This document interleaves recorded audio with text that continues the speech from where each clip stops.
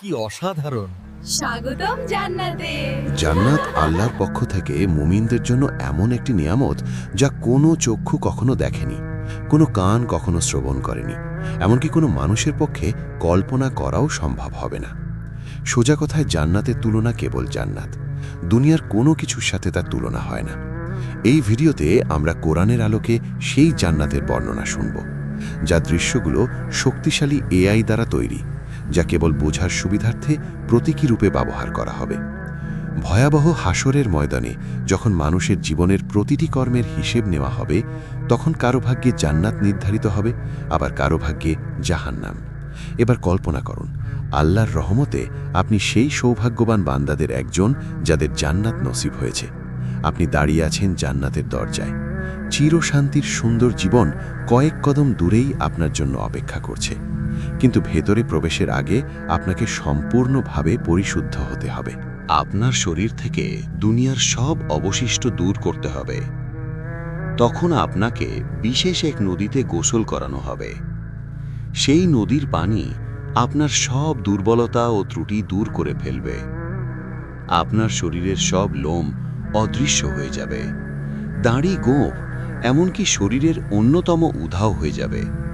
ফলে আপনি হবেন ৩৩ বছরের টগবগে সুদর্শন মানুষ। কিন্তু এখন আপনি পুরোপুরি প্রস্তুত নন, আরও কিছু ধাপ বাকি আছে। অতঃপর আপনার জন্য প্রস্তুত করা বিশেষ এক ঝর্ণা থেকে আপনি পানি পান করবেন। এতে আপনি হবেন সম্পূর্ণ পবিত্র, ভিতর থেকে এবং বাহির থেকে পুরোপুরি জান্নাতের জন্য প্রস্তুত। তারপর আপনি দাঁড়াবেন সেই ফেরেশতার সামনে, যার দায়িত্ব হল আপনার জন্য দরজা খুলে যাওয়া। তার নাম হল রিদওয়ান। যাই হোক, জান্নাতের দরজার কথা বলতে গেলে জান্নাতের মোট ৮টি দরজা রয়েছে। প্রতিটি দরজা দিয়ে মানুষ জান্নাতে প্রবেশ করবে ভিন্ন ভিন্ন আমলের ভিত্তিতে।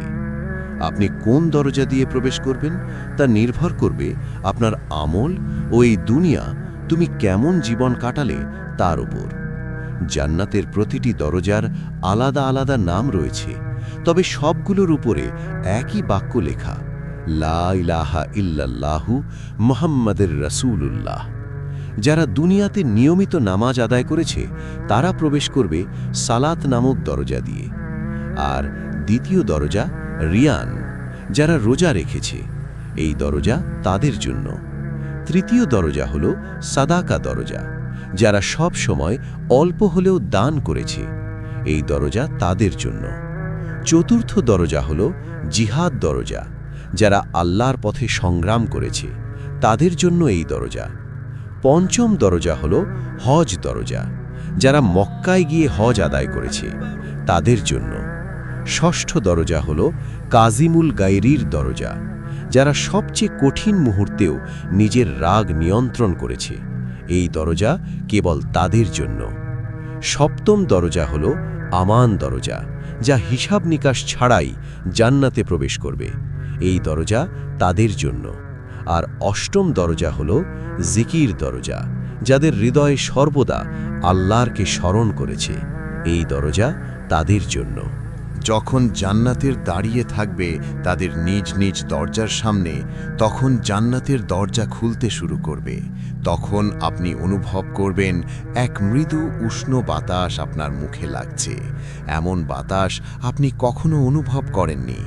তারপর সেই সুবাস এমন যে আপনার আত্মাকে ছুঁয়ে যায়, এত সুন্দর, এত অনন্য যে প্রায় আপনি মূর্ছা যাবেন। দুনিয়ার সবচেয়ে উৎকৃষ্ট সুগন্ধিও তার সাথে তুলনা করা যায় না।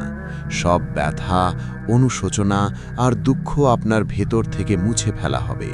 বাকি থাকবে কেবল সুন্দরতম অনুভূতি, যাতে আপনি জান্নাতের নেয়ামত পূর্ণভাবে উপভোগ করতে পারেন। অবশেষে আপনি প্রবেশ করলেন জান্নাতে। আহ, কি শান্তি! আপনার জন্য সেখানে আছে জীবন, যার কখনো শেষ হবে না।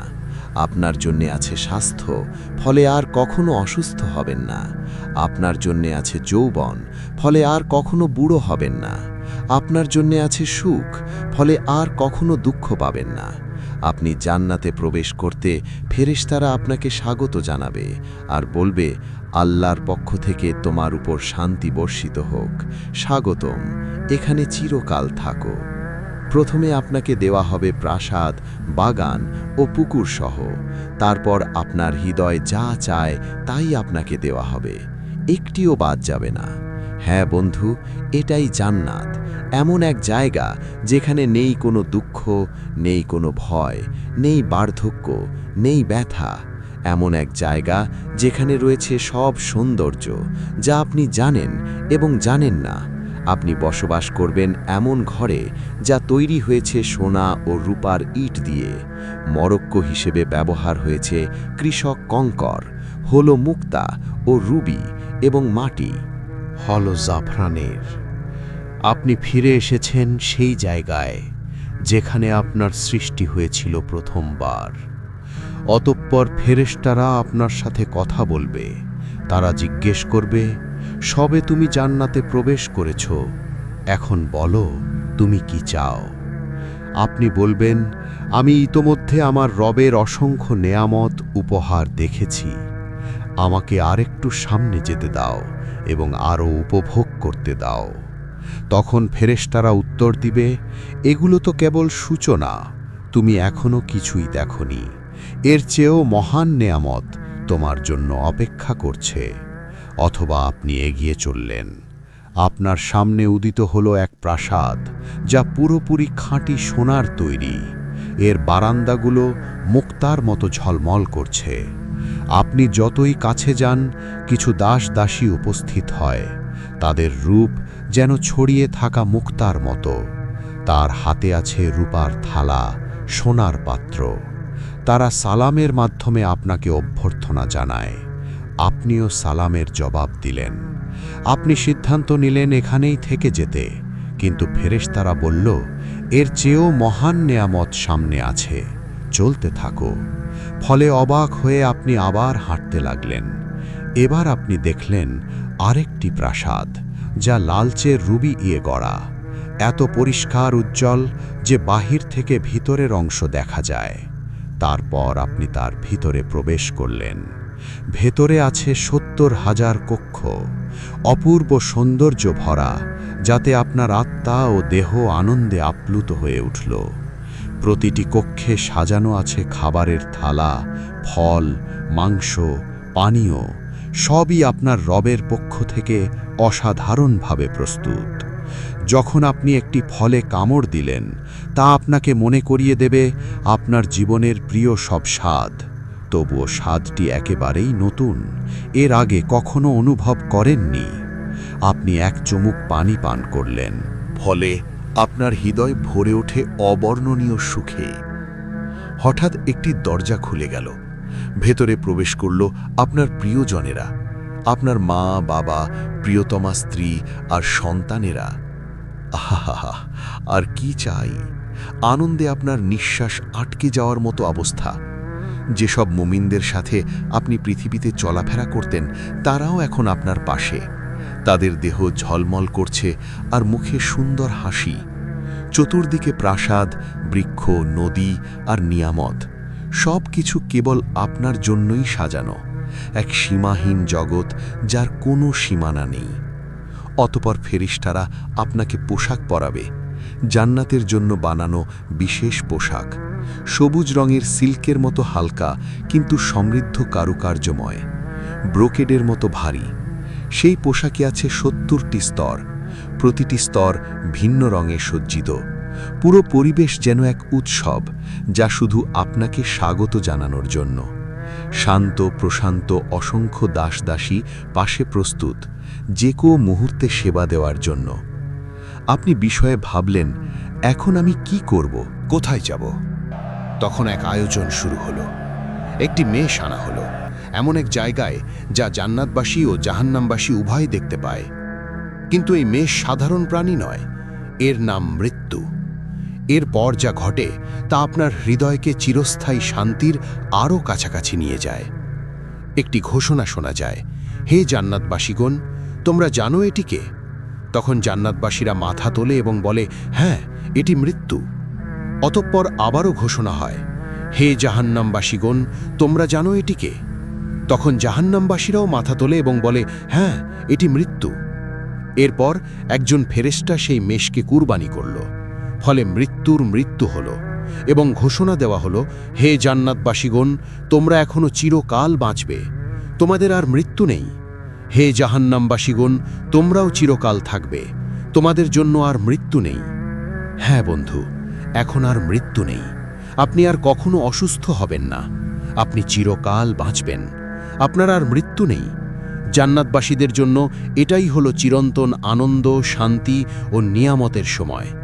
যদি আপনি এই জীবনে বিবাহিত হন এবং উভয়েই জান্নাতে প্রবেশ করেন, তবে আপনাদের বন্ধন আবার ফিরিয়ে দেওয়া হবে, কিন্তু এবার আর কখনো আলাদা হতে হবে না।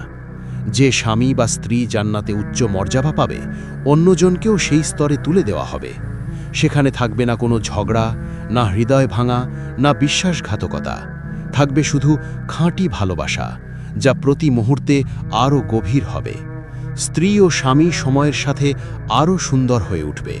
একজন বাইরে থেকে ফিরে এলে অন্যজন তাকে দেখবে আগের চেয়েও সুন্দর রূপে, এবং উভয়েই একই কথা বলবে, তুমি আগের চেয়ে আরও সুন্দর লাগছিলে। নারীরা এতটাই সুন্দর হবে যে তারা দুনিয়ার সবচেয়ে অপূর্ব নারীদেরও ছাড়িয়ে যাবে তাদের স্বামীদের জন্য। কিন্তু যদি আপনি বিবাহিত না হন বা স্বামীর সাথে কখনো শান্তি না পান, তাহলে আল্লাহ আপনাকে দেবেন তার থেকে উত্তম সঙ্গী, যিনি শুধু আপনার জন্য সৃষ্ট। এতটাই সুন্দর যা আপনি কখনো কল্পনাও করেননি। আপনি যখন তার চোখের দিকে তাকাবেন, আপনার হৃদয় মনে করবে এই মুহূর্তের জন্যই সে সৃষ্ট। আপনি তার হাত ধরবেন এবং একসাথে হাঁটবেন চিরন্তন জীবনে স্বামী স্ত্রী হয়ে জান্নাতে। মানুষ বুঝতে পারবে অসীম উপত্যকা, বৃক্ষ ও পাহাড়ে হেঁটে বেড়াতে পারবে, অথবা মুহূর্তেই এক জায়গা থেকে আরেক জায়গায় টেলিপোর্ট করতে পারবে। মানুষ জান্নাতের চিন্তার অতীতে চলাফেরা করবে, যেমনটা বর্তমানে আত্মা করে। কারণ আত্মা যখন দেহের কারাগার থেকে মুক্ত হয়, সে তখন স্বাধীনভাবে চলে বেড়ায়। স্বপ্নের মতো আপনি দুনিয়াতে চোখ বন্ধ করলে হয়তো লন্ডন দেখেন, পরের মুহূর্তেই টোকিও বা ইস্তানবুলে পৌঁছে যান। কিন্তু জান্নাতে এই স্বপ্নের মতো অভিজ্ঞতাই হবে বাস্তব। হ্যাঁ, জান্নাতবাসী পাখির মতো উড়বে। তারা বাগান, পাহাড় ও প্রাসাদ ভ্রমণ করবে, যা কোনো চোখ আগে দেখেনি। তারা বন্ধুদের সাথে মিলিত হবে, খাবে, দাবে, গভীর আলাপচারিতা উপভোগ করবে, যা দুনিয়ার আনন্দদায়ক আলাপের চেয়ে উত্তম হবে। তারা ভোজ আয়োজন করবে, নবীদের সাথে বসবে, সরাসরি সাহাবীদের কাছ থেকে তাদের কাহিনী শুনবে, আউলিয়ার সাথে সাক্ষাৎ করবে এবং উষ্ণ আনন্দঘন কথোপকথনে অংশ নেবে, যা দেবে অফুরন্ত আনন্দ। আর দুনিয়ার সবচেয়ে বড় সমস্যা একাকিত্ব চিরতরে শেষ হয়ে যাবে সেখানে। আর কেউ একাবোধ করবে না। দুনিয়ার অচেনা মানুষ, গরিব, অসুস্থ, বন্দী, সমাজের তাড়ানো মানুষরা সেদিন তার ফিরে তাকাবে সব কষ্টের দিকে এবং বলবে, এই কষ্ট তো কিছুই ছিল না। আমার রব আমাকে এমন সৌন্দর্য, বন্ধু আর নেয়ামত দিয়েছেন নিজের সান্নিধ্য থেকে, যদি আমি এর চেয়েও ভয়াবহ কষ্ট ভুগতাম, তবু আমি সন্তুষ্ট থাকতাম। জান্নাতবাসী জান্নাতে কি খাবে এবং কি পান করবে? যখন মানুষরা প্রথম জান্নাতে প্রবেশ করবে, তখন তাদের প্রথম খাবার হবে এক তিমির কলিজা। হাদিসের ভাষ্যমতে এটি সেই তিমির কলিজা যে তিমি দুনিয়াতে হযরত ইউনুস আলাইহিস সালামকে গিলে নিয়েছিল। আসলে জান্নাতে কোনো খাবারের পর ওজন হবে না, সেখানে খাওয়া দাওয়া হবে কেবল আনন্দের জন্য। বিশেষ করে পাখির মাংস এবং ফলমূলের মধ্যে ডালিম, আঙুর, চেরি, কলা এবং খেজুর থাকবে। আর পানীয় হিসেবে থাকবে সোনার পেয়ালায় দুধ, মধু, বিশুদ্ধ পানি, কাফুর ও তাসনিম। জান্নাতবাসীরা এই নিয়ামতগুলো চিরকাল ভোগ করবে, কিন্তু কখনো ক্ষুধা বা তৃষ্ণা অনুভব করবে না। জান্নাতের মূলত 7টি স্তর রয়েছে। ইবনে আব্বাস রাদিয়াল্লাহু আনহু থেকে বর্ণিত একটি রেওয়ায়াতে আমরা এটাই জানতে পারি। প্রথম স্তর জান্নাতুল ফিরদৌস। এটি জান্নাতের সর্বোচ্চ স্তর। এটি জান্নাতের কেন্দ্রস্থলে অবস্থিত এবং সবচেয়ে মূল্যবান অংশ। এটি সরাসরি আল্লাহর আরশের নিচে। হাদিসের ভাষ্যমতে জান্নাতুল ফিরদৌসের 4টি বিভাগ রয়েছে। 2টি বিভাগে সবকিছু সোনার তৈরি, আর 2টি বিভাগে সবকিছু রূপোর তৈরি। এই ফিরদাউসে প্রবেশ করবে যারা নামাজে বিনয় প্রদর্শন করে, যারা নিরর্থক ও অযথা কাজ থেকে বিরত থাকে, যারা যাকাত দেয়, যারা নিজেদের পবিত্রতা রক্ষা করে, যারা আমানত ও ওয়াদা পূর্ণ করে, যারা নিয়মিত নামাজ আদায় করে অবহেলা ছাড়া, তারাই পাবে এই জান্নাতুল ফিরদাউস। আর দ্বিতীয় স্তর হল জান্নাতে আদন। এখানে থাকবে কল্পনার অতীত সৌন্দর্য। এর ভেতরে সোনার নদী প্রবাহিত হবে। ফেরেশতারা মুমিনদের অভিনন্দন জানাবে এবং ধৈর্যের জন্য জান্নাতের সুসংবাদ দেবে। তৃতীয় স্তর হল জান্নাতুল নাঈম। এটি নিয়ামত ও শান্তিপূর্ণ এক জান্নাত। জামিন চাইবে, সব কিছু সেখানে থাকবে। তারা আল্লাহর অনুগ্রহে চিরস্থায়ী আনন্দে বসবাস করবে। আর চতুর্থ স্তর হল দারুণ হলুদ, বিশ্বাসীদের জন্য চিরন্তন সুখের আবাস। এখানে কোনো ভয় বা দুঃখ থাকবে না, অসংখ্য নেয়ামতে পরিপূর্ণ হবে। এর অধিবাসীরা পঞ্চম স্তর হল জান্নাতুল মাওয়া, বিশেষভাবে শহীদদের জন্য প্রস্তুতকৃত জান্নাত এটি।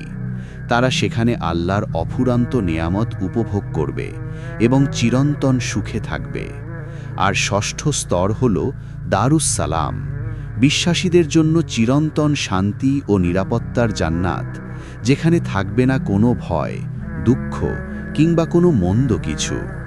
সপ্তম স্তর হল এল ইউইয়ন, উঁচু ও মহান স্থান, যেখানে আল্লাহর নিকটবর্তী ফেরেশতারা এবং সৎ মুমিনরা অবস্থান করবে। তাদের মুখমণ্ডল থেকে নির্গত আলো সমস্ত জান্নাতকে আলোকিত করে তুলবে। এমনকি জান্নাতের সেই স্তরও আলোকিত হবে, তার সবচেয়ে দুর্বল মুসলিমকে দেওয়া হবে। তা হবে 10টি বিশেষ সমান বিশাল। আর যখন জান্নাতের উঁচু স্তরে থাকা প্রাসাদগুলোর দিকে তাকাবে, তাদের দূরত্ব এতটাই বিশাল হবে যে তারা সেগুলোকে তারার মতো দেখবে। যেমন আমরা এই দুনিয়ার আকাশে দূর থেকে তারাগুলো দেখি। তারা ধীরে ধীরে অভ্যস্ত হয়ে যাবে জান্নাতের জীবনের সাথে।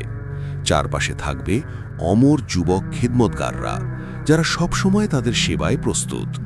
তাদের আনন্দ দেওয়ার জন্য এবং সেবা করার জন্য আল্লাহ হুরকে সৃষ্টি করেছেন।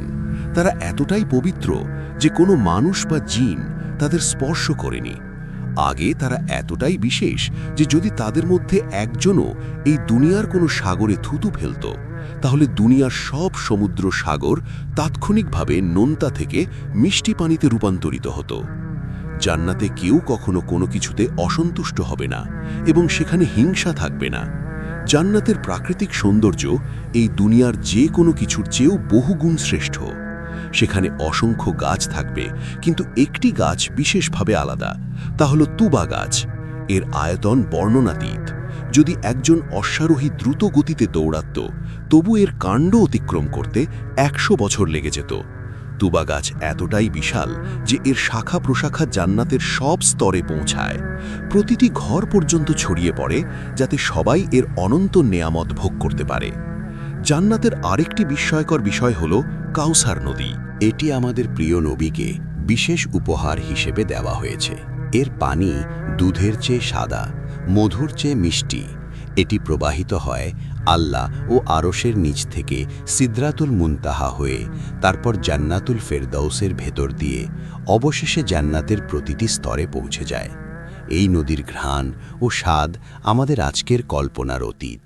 কাউসার নদী ছাড়াও জান্নাতে থাকবে বিশুদ্ধ পানির নদী, যা কখনো নষ্ট হবে না; দুধের নদী, যার স্বাদ কখনো পরিবর্তিত হবে না; মদের নদী, যা পানকারীদের আনন্দ দেবে কিন্তু কোনো নেশা সৃষ্টি করবে না; এবং খাঁটি মধু নদী, জান্নাতে এক কোমল বাতাস বইবে। যখনই আমরা চাইব তখন তা গাছের পাতার ভেতর দিয়ে বয়ে যাবে। সেই শব্দ হবে এত সুন্দর যে এই দুনিয়ার কোনো কিছুর সাথে তা তুলনা করা যাবে না। আর এক বিশেষ আনন্দ হবে সাপ্তাহিক বাজার যাওয়া। সেখানে উত্তর দিক থেকে বাতাস বইবে আমাদের মুখমণ্ডল ও পোশাকে। এতে আমাদের সৌন্দর্য, রূপ আরও বেড়ে যাবে এবং প্রতিবারই আমরা হব আগের চেয়ে অনেক বেশি সুন্দর ও আকর্ষণীয়। জান্নাতের সবচেয়ে সুন্দর দিকগুলোর একটি হলো আমরা দুনিয়ার জীবনকে স্মরণ করব এবং আমাদের প্রিয়জনদের সাথে সময় কাটাবো যারা জান্নাতের উপযুক্ত হয়েছে। আমরা একসাথে বসবো, আলাপ করব, একে অপরের জন্য যে দুনিয়ার অভাববোধ ছিল তা মিটিয়ে নেব। কিন্তু এত সব বিষয় পরও এগুলো জান্নাতের কেবল অল্প অংশ। আসলে কত চমৎকার শোনায় আর হৃদয়ে কত সুন্দর অনুভূত হয়। তবে এখন আসি সেই সর্বোত্তম বিষয়টিতে, জান্নাতকে সত্যি জান্নাত বানায়। এ পর্যন্ত যা বলা হলো না, প্রাসাদ না নদী না অফুরন্ত নেয়ামত, কোনোটির সাথে তুলনীয়। সবচেয়ে বড় উপহার হলো আল্লাহর মুখমণ্ডল দর্শন, জান্নাতের সেই দিনে যা দুনিয়ার শুক্রবারের সমতুল্য। আল্লাহ জান্নাতবাসীদের নিজের উপস্থিতিকে স্বাগত জানাবেন। প্রিয় বন্ধু, জান্নাত সহজ কোনো পুরস্কার নয়। এটি প্রতিশ্রুত কেবল তাদের জন্য যারা আল্লাহর দিকে ফিরে আসে, হারাম থেকে বেঁচে থাকে, ইবাদতে অটল থাকে এবং সুন্দর চরিত্র নিয়ে জীবন যাপন করে। তাই আসুন আমরা মুমিনরা শক্তিশালী হই এবং আমরা একে অন্যের জন্য দোয়া করি। আসুন আমরা সবাই নিজেদের জন্য এবং সব মুসলমানের জন্য দোয়া করি। আল্লাহ আমাদের ক্ষমা করুন, আমাদের প্রিয়জনদের সাথে জান্নাতে মিলিয়ে দিন, আর আমাদের সবাইকে সর্বোচ্চ স্থান আল ফিরদাউস দান করুন।